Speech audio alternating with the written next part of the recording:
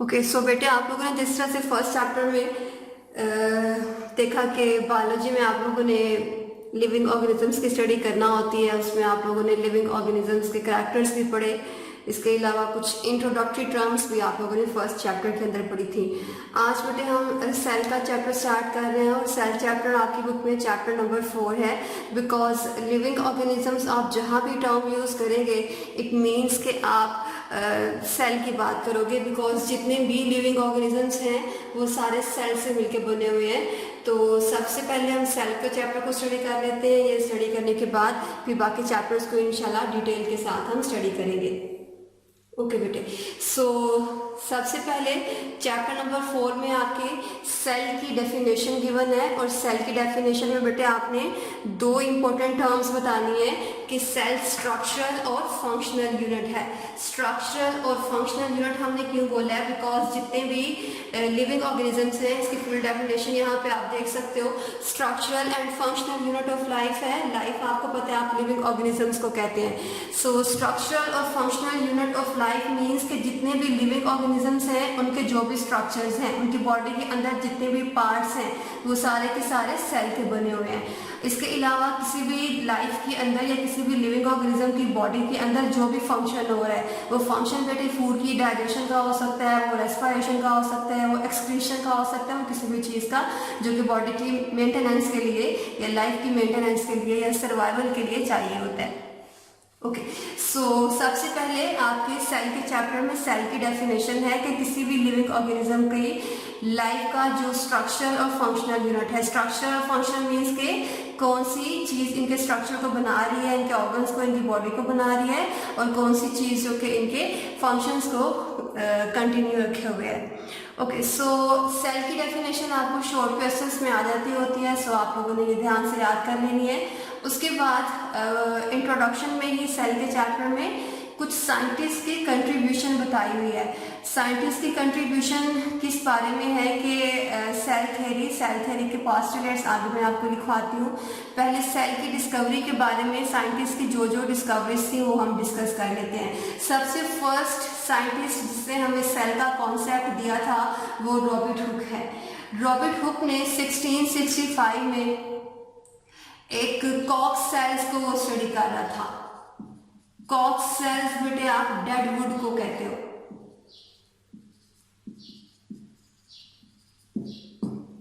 Okay so Robert Hooke 1665 में जब COX sales को उसने स्टडी किया, बिकॉज 1665 में बहुत ज़्यादा इंस्ट्रूमेंटेशन की फॉर्मेशन नहीं हुई थी, सिंथेसिस नहीं हुई थी, बहुत से जो माइक्रोस्कोप्स थी वो भी सिंथेसाइज नहीं हुई थी। तो रॉबर्ट हुक ने क्या किया कि एक सिंपल सा लेंस उसने खुद बनाया और बनाने के बाद जो कॉक सेल्स से उन्हें उसने अपने ही बनाई हुई माइक्रोस्कोप के नीचे देखना शुरू कर दिया। माइक्रोस्कोप जो उसने बनाई थी आज जो आपको अवेलेबल होती है लैब के अंदर उस तरह की डिवेलप्ड माइक्रोस्कोप्स नहीं थी, वो बहुत सिंपल सी माइक्रोस्कोप थी, जस्ट उसने लेंसेज को कंबाइन करके बनाई थी।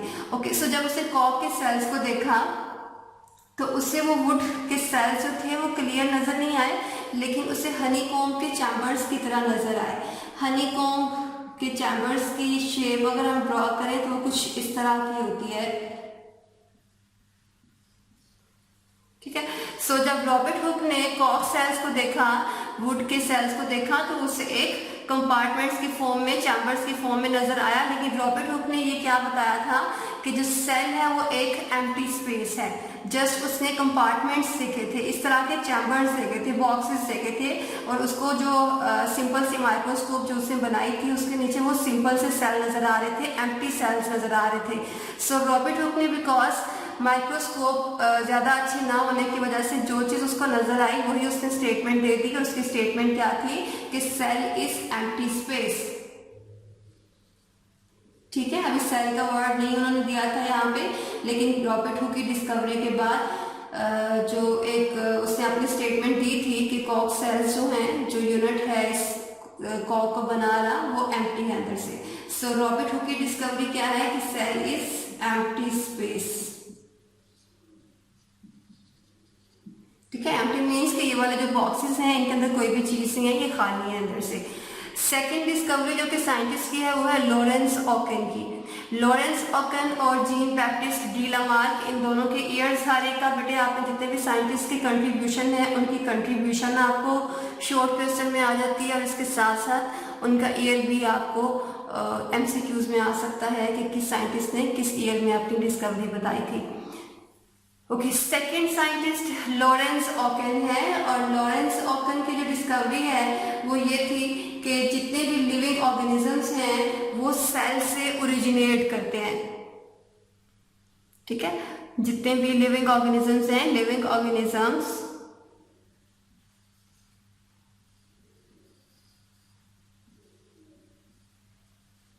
originate from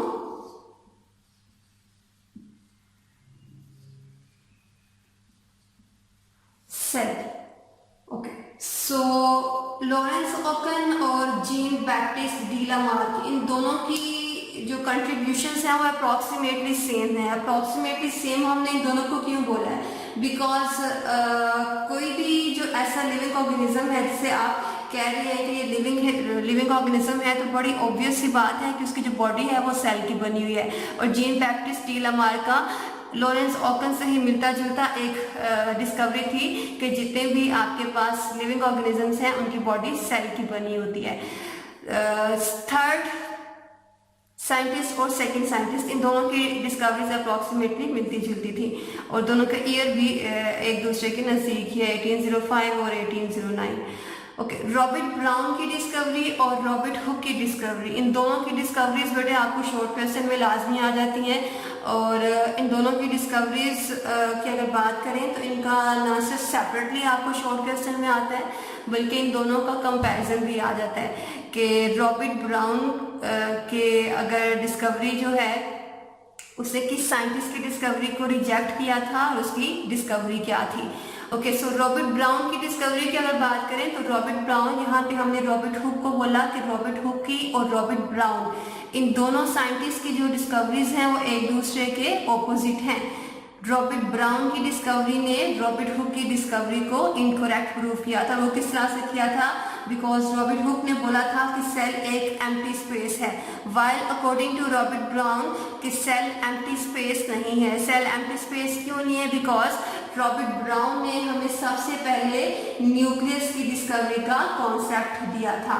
so Robert brown ने 1831 में न्यूक्लियस की डिस्कवरी का कॉन्सेप्ट हमें दिया, इसलिए जो रॉबर्ट ब्राउन की डिस्कवरी है वो रॉबर्ट हुक की स्टेटमेंट को रिजेक्ट कर देती है। ठीक है, सो रॉबर्ट ब्राउन जो है उन्होंने हमें बताया कि cell is not empty space, cell is not empty space. और एम्प्टी स्पेस क्यों नहीं है? बिकॉज रॉबर्ट ब्राउन ने बोला कि सेल के अंदर न्यूक्लियस मौजूद होता है। ओके, इसके बाद 1838 में और 1839 में थ्योडर शवान और श्लीडर, ये दो इंपॉर्टेंट साइंटिस्ट थे। थ्योडर शवान बेटे जोलॉजिस्ट है। जोलॉजिस्ट मैंने आपको फर्स्ट चैप्टर में इसका इंट्रोडक्शन बताया हुआ है। वो साइंटिस्ट हैं जो कि एनिमल्स को स्टडी करते हैं। और जो श्लीडर है ये बोटैनिस्ट है। बोटैनिस्ट बेटे बॉटनी से है, और बॉटनी भी मैंने आपको फर्स्ट चैप्टर में इंट्रोडक्शन में बताया था कि बोटैनिस्ट जो है ये प्लांट्स की स्टडी करते हैं। ओके, शवान एंड श्लीडर की डिस्कवरीज क्या है कि थ्योडर शवान ने और श्लीडर ने और शवान, इन दोनों ने मिलके एनिमल्स और प्लांट्स को स्टडी किया, और स्टडी करने के बाद हमें एक स्टेटमेंट दे दी थी कि जितने भी लिविंग ऑर्गेनिजम्स हैं ये सेल से मिलके बने हुए हैं। ठीक है, living organisms are composed of sales.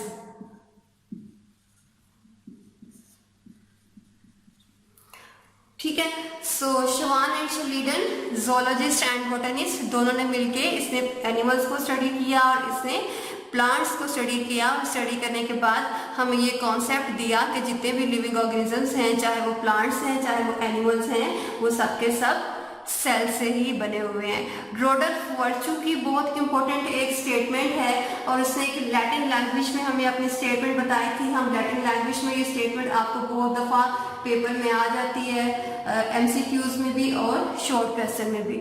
सो वो स्टेटमेंट इसकी लिख लेते हैं, ओ मीन्स सेलुला ई सेलुला। रोडल्फ वर्चू की ये डिस्कवरी बेटे आपको बता रही हूँ। ओ मीन्स सेलुला ई सेलुला। ओके, ओ मीन्स सेलुला ई सेलुला का मीनिंग क्या है कि जितने भी लिविंग ऑर्गेनिजम्स हैं या जितने भी हमारे पास हम लाइफ की अगर बात करें कि जो सेल्स हैं वो सेल से ही ओरिजिनेट होते हैं। ठीक है, all sales comes from pre existing sales, या आप लिविंग ऑर्गेनिजम्स भी लिख सकते हो, आप सेल भी लिख सकते हो। ये इटालियन लैंग्वेज की एक स्टेटमेंट हमने यहाँ पे लिख दी है, सॉरी लैटिन लैंग्वेज की, बिकॉज उसका अपना जर्मन फिजिशियन था ये रोडल्फ वर्चू, तो ये लैटिन लैंग्वेज में उसने अपनी एक स्टेटमेंट दी थी। ओके, सो इसका मीनिंग क्या है कि all cells originate from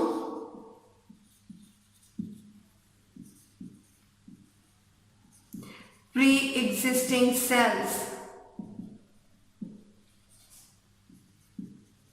okay, इसका मीनिंग क्या होगा? आप लोगों ने पहले मैट्रिक के अंदर माइटोसिस और मियोसिस इन दोनों का कॉन्सेप्ट पहले पढ़ा होगा, लेकिन इंटर के पार्ट 2 में बेटे आप इसके बारे में पढ़ेंगे कि एक सेल जो है डिवाइड करके फर्दर 2 सेल्स को बनाता है। यहाँ पे रोडल्फ वर्चू की बेसिकली स्टेटमेंट का मीनिंग क्या है कि जितने भी नए बनने वाले सेल्स हैं वो पहले वाले सेल्स के डिवाइड होने से बनेंगे।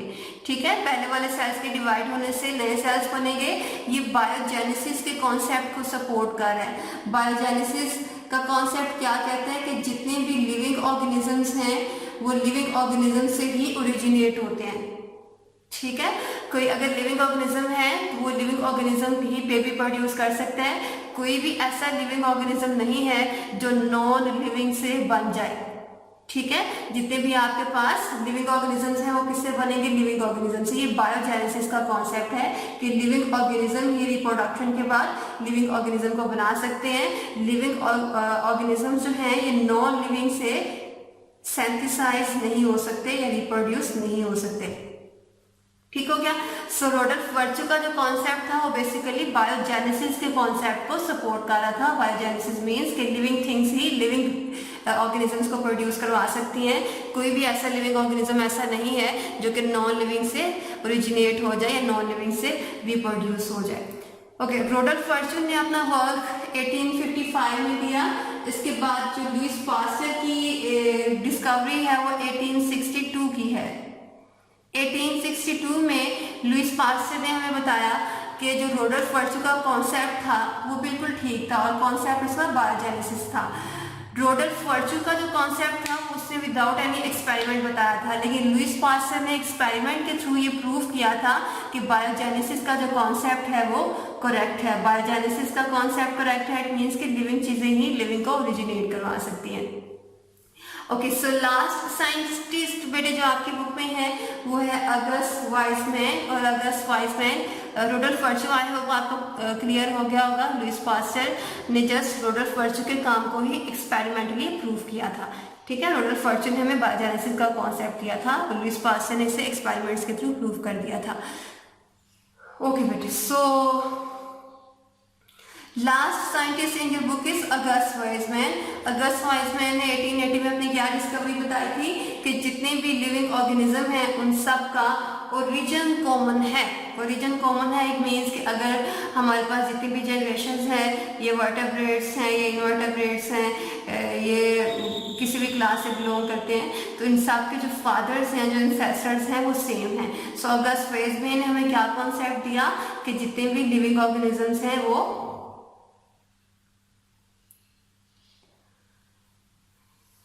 लिविंग ऑर्गेनिज्म सबके फादर सेम है, सबका जो ओरिजिन है वो सेम ही होगा।